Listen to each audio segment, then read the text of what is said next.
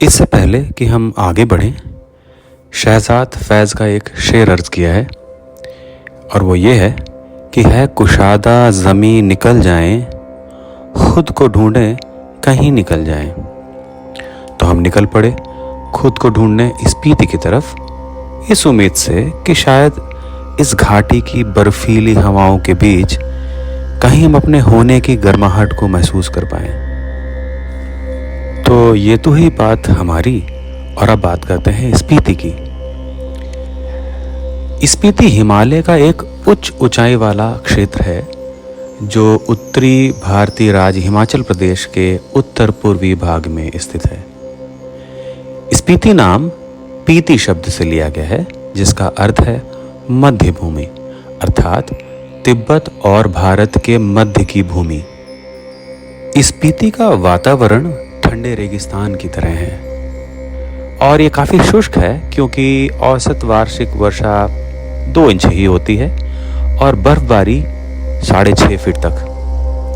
और सर्दियों में तापमान कपकपाने वाला, जमाने वाला -25 डिग्री सेल्सियस पहुंच जाता है और गर्मियों में काफ़ी मज़ेदार रहता है, तकरीबन 15 डिग्री सेल्सियस। इसके आसपास के क्षेत्र भारत के सबसे कम आबादी वाले क्षेत्रों में से एक है। तो जैसे जैसे इस यात्रा में आप मेरे साथ आगे बढ़ेंगे तो स्पीति घाटी के बारे में और भी अच्छी और रोचक जानकारियां मैं आपके साथ साझा करूंगा। तो आइए स्पीति घाटी की इस यात्रा में मेरे साथ चलिए। और हाँ, अगर अभी तक आपने मेरा चैनल सब्सक्राइब नहीं किया है तो उसे सब्सक्राइब भी कर लीजिए।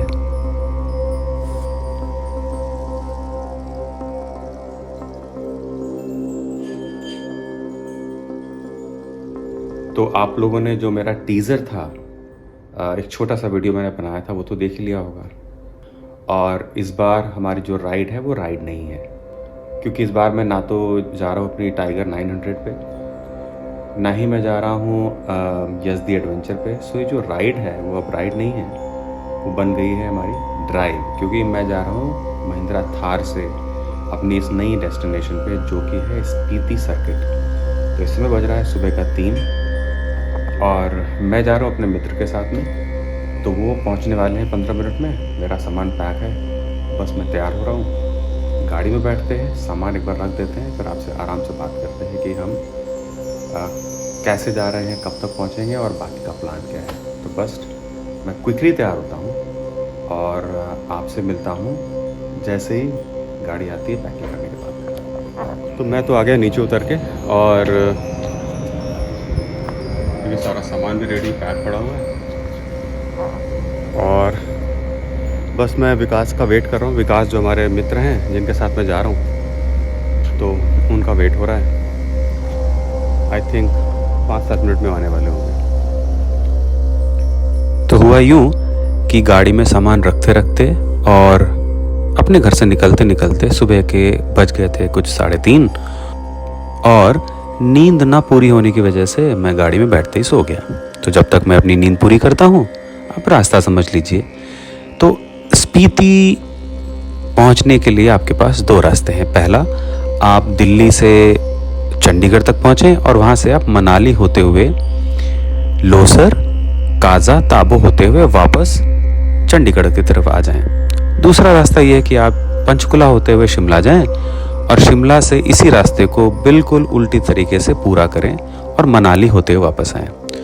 हमने शिमला से होते हुए स्पीति जाना बेहतर समझा। उसका कारण ये था कि अगर हम मनाली होते हुए स्पीति में जाते तो कभी कभी वहाँ पर रास्ता बंद होने का खतरा रहता है, और उस हालत में आपको स्पीति वैली को देखे बगैर ही वापस आना पड़ेगा, या आपको बहुत उल्टा चक्कर लगा के शिमला से वापस जाना पड़ेगा। तो हम लोग घर से निकले करीब 3 बजे, और लेकिन सामान पैक करते करते हमें बज गया था 3:20 के आसपास। तो विकास से आप लोग नहीं मिले। तो विकास से मेरी मुलाकात हुई थी एक छोटी सी चैट पे, व्हेन वी स्टार्टेड कनेक्टिंग, और फिर हम एक छोटी सी राइड पे गए। जेवर की बाइक राइड थी, कॉफ़ी राइड।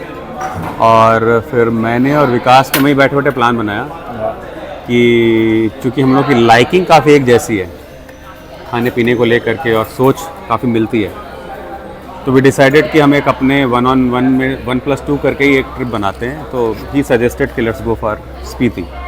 मैं कभी गया नहीं था और विकास को बाइकिंग ट्रिप का एक्सपीरियंस है ऑन द सेम रूट, तो उसकी एक्सपीरियंस को यूज़ करके फिर हम लोगों ने ये ट्रिप बनाई। तो आज हम लोग अभी मन्नत ढाबे बैठे हुए हैं। तो रास्ते में कुछ दिखाने का कुछ था नहीं, अब एक्सप्रेस वे में क्या दिखाना, तो फिर हम लोग यहाँ पर हमने पहला ब्रेक लिया है कि क्विकली अपना पराठा फिनिश करके फिर हम लोग शिमला की तरफ निकलेंगे। Because today is a long day, we will cover almost 600 kilometers today.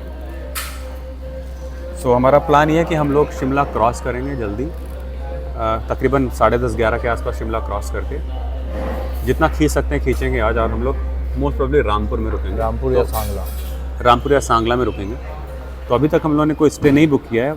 Make my trip पे लास्ट मोमेंट में जाके जहाँ हम देखेंगे अब आगे नहीं चलानी गाड़ी, तो उस वहीं पर हम रुक जाएंगे। तो बस क्विकली हम लोग ब्रेकफास्ट से फोकस करते हैं। for a change this is not a bike ride. हाँ, for a change this not a bike ride, this is a Thar ride, it's a drive.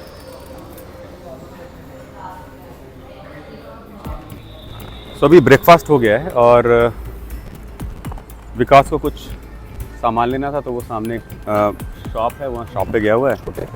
तो ये हमारा व्हीकल जो मैं बोला था कि ना तो मैं टाइगर यूज़ कर रहा हूँ ना ही मैं यज़दी एडवेंचर यूज़ कर रहा हूँ। तो हम लोग जा रहे हैं, विकास की गाड़ी है थार। तो अभी हम लोग रुके हुए थे मन्नत पे, जैसा मैंने बताया। तो अभी पराठा वगैरह हम लोगों ने फिनिश किया। बस क्विकली विकास की शॉपिंग ख़त्म करके फिर हम लोग निकल रहे हैं, क्योंकि अब टाइम नहीं वेस्ट करना है। क्विकली जितना जल्दी हो शिमला क्रॉस करना है, वरना शिमला में ट्रैफिक लगता है, बहुत प्रॉब्लम हो जाती है। तो बस अब गाड़ी में बैठ के फिर आपसे बात करता हूँ मैं। सो अभी हम लोग शिमला के शहर के अंदर पहुँच गए हैं और ट्रैफिक है काफ़ी। सो स्लोली जा रहे हैं, मतलब आधे घंटे से ऊपर लग गया हमें शिमला एंटर करते करते, क्योंकि कुछ चेकिंग सी हो रही थी। रैंडम चेकिंग की वजह से किसी भी व्हीकल को रोक करके वो निकाल रहे थे, तो उसकी वजह से थोड़ा ट्रैफिक लग गया। बट हम लोग शहर के अंदर हैं अभी, और प्लान ये है कि शिमला रुकना नहीं है हमें, ना चाय के लिए ना पेट्रोल के लिए। तो बस शिमला जितना जल्दी हो सके क्रॉस करेंगे, क्योंकि वीकेंड है और दिल्ली, गुड़गांव और दिल्ली एनसीआर की पब्लिक पागल हुई पड़ी होती है वीकेंड में। तो हमें बहुत जल्दी निकल जाना है शिमला से, नहीं तो ट्रैफिक में फंसेंगे बहुत बुरी तरीके से। तो बस कोशिश ये कर रहे हैं कि जितना जल्दी हो सके निकलें और शिमला निकल के चाय पीनी है और इसमें फ्यूल भरवाना है।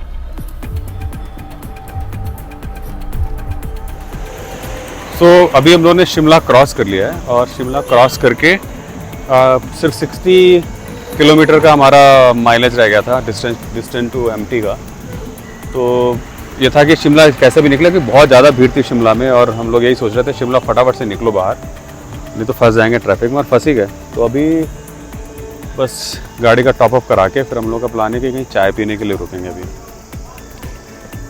तो ड्राइवर भी चेंज हो गया है, अभी मैं रेस्ट करूँगा और Vikas will now ride up to Sangla. Sangla is the place where we are going to stay for tonight.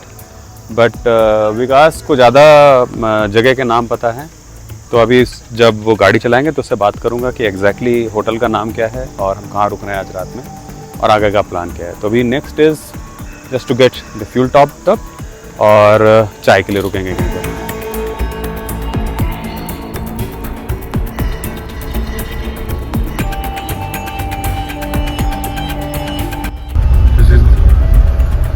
Town.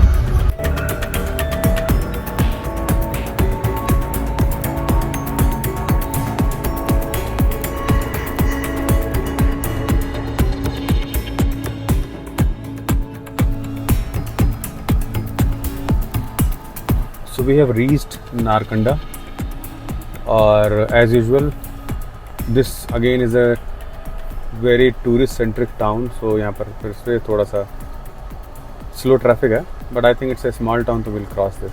और अब हम खोज में है एक रेस्टोरेंट की, कि एक डिसेंट हाइजीनिक जगह मिल जाए जहाँ हम कुछ दाल रोटी खा सकें। तो शिमला से हमारे ड्राइवर बदल गए और मैंने बीच में एक शॉर्ट नैप भी ले ली। तो विकास इज ड्राइविंग द कार। तो यहाँ से अभी जो रामपुर है वो है कुछ 60+ किलोमीटर, 60+ किलोमीटर अराउंड। और तो उतनी, क्योंकि 66 का मतलब हुआ 2 घंटे लगेंगे, तब तक हम भूख से मर जाएंगे। तो हमें पहले एक रेस्टोरेंट ढूंढ के खाना खाना पड़ेगा। मैं थोड़ा कुछ कितने 15 मिनट नैप लिया होगा। मैंने 15 मिनट की नैप ली, मैं फ्रेश हो गया, तो I am not charge up completely. तो अभी कहीं पर रेस्टोरेंट वगैरह होगा, रुकते हैं, फिर अगेन आई विल कनेक्ट। अभी हम नारकंडा से थोड़ा सा 1 किलोमीटर आगे पहुँचे, तो एक मल्टी पॉइंट एक जगह मिल गई है। तो अभी विकास गया है चेक करने की, क्योंकि बाहर जो बोर्ड लगा रखा है वो सारा उसमें चाइनीज़ आइटम है, तो हमें खानी है दाल रोटी। तो विकास चेक कर रहा है, उसने इशारा किया है कि शायद दाल रोटी मिल जाएगी। तो बस मैं अंदर चलता हूँ और कुछ खाते पीते हैं क्विकली से। तो हम लोग का खाना पीना हो गया है। हम लोग यहाँ रुके थे ये मल्टी फूड कॉर्नर पे। थोड़ा फूड एक्सपेंसिव था, 2 लोगों का खाना, हमारा लंच तकरीबन 930 रुपये का हुआ, लेकिन हाइजीनिक था, टेस्टी था, और जैसा बोला था वैसे उन्होंने बना के दिया। तो अभी ड्राइविंग की जिम्मेदारी हमारी है। विकास गया अंदर सौंफ लेने, क्योंकि उसको शायद थोड़ा सा तीखा लग गया है। अब हमें कहीं नहीं रुकना है। चाय हमने अपनी रिफ़िल करा ली है अपने मग्स, सो दैट चाय पीते पीते आराम से निकल जाएंगे। और अब सीधे हमें सांगला में रुकना है। सांगला मेरे ख्याल से कुछ यहाँ से अभी कुछ 100 किलोमीटर होना चाहिए। I am not very sure, but I will update. अगर जो भी चेंज होगा मैं इसमें लिख दूंगा, आपको दिख जाएगा अगर मेरी कैलकुलेशन गड़बड़ होगी। मेरे ख्याल से 100 किलोमीटर होना चाहिए, क्योंकि रास्ता थोड़ा सा गड़बड़ है। और जो रेस्टोरेंट ओनर है वो ये बोल रहे थे कि आपको पहुँचते पहुँचते 9 बज जाएगा। इसका मतलब ये होगा कि अगर अभी यहाँ पर 3 बज रहा है, यानी अभी 6 घंटे लगेंगे यहाँ से। 6 घंटे का मतलब हुआ 120 किलोमीटर। हाँ, तो मेरी कैलकुलेशन ठीक है। 180 के आसपास होगा, 180 किलोमीटर होना चाहिए, क्योंकि पहाड़ों पे और एवरेज स्पीड 25 की आती है। तो बस गाड़ी स्टार्ट करते हैं और बैठते हैं। तो मुझे विकास ने बताया कि वहाँ पर ऑर्किड फार्मिंग होती है, और ये खोद खोद के पहाड़ कैसे कर रखी पहाड़ों ये पास है, जो कि पहाड़ों के बीच में से काट के बना हुआ है। ये किन्नौर जिले में पड़ता है। सूरज ऑलमोस्ट डूब रहा है, आप आसमान का रंग देखो कितना।